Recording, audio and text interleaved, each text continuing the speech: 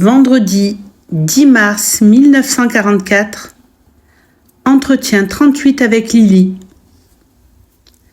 Dans sa vie courte et rapide, un poisson pond des millions d'œufs. 2 seraient suffisants. 2 descendants suffisent pour transmettre ce qui, depuis la réalité éternelle, est un. La masse, la multitude augmente la distance par rapport à lui. Dans un cercle restreint, nous sommes plus proches de l'un. Nouvelle direction, nouvelle proportion. De la masse, de la multitude vers l'être unifié.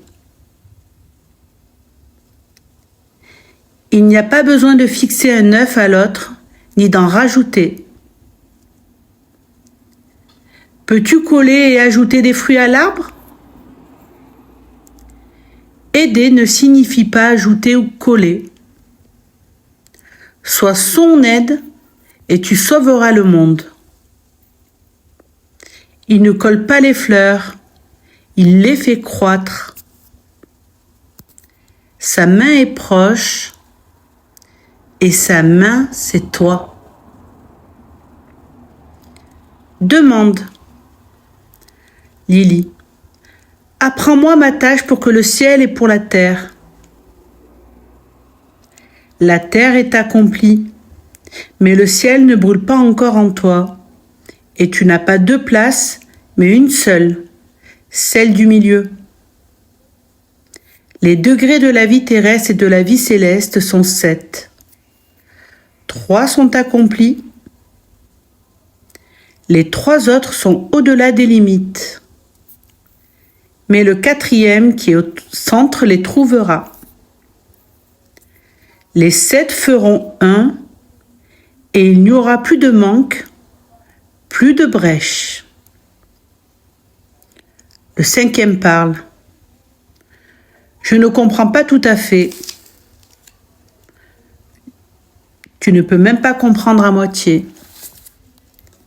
Le 4e degré qui est au centre fait le lien entre les 3 degrés terrestres et les 3 degrés célestes.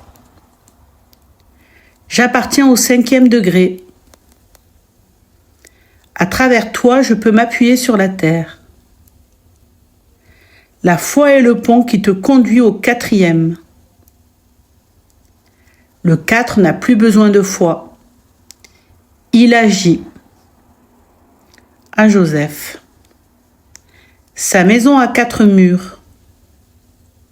Son toit est le ciel, son sol est la terre. Bleu et vert. Le ciel protège mieux que toutes les tuiles du toit. Si lui veille, cette demeure sera à l'abri de l'eau. Les 4 murs sont les 4 points cardinaux où vos actions se déploient. La force ne s'épuise jamais, ne se tarit jamais, ne submerge jamais. Agita. Pour un pain seul, une petite place suffit. La masse, la multitude accroît la distance par rapport à lui. Le peu qui suffit consumera tout ce qui est superflu. Le poids superflu n'engendre que malheur. Demande. Lily.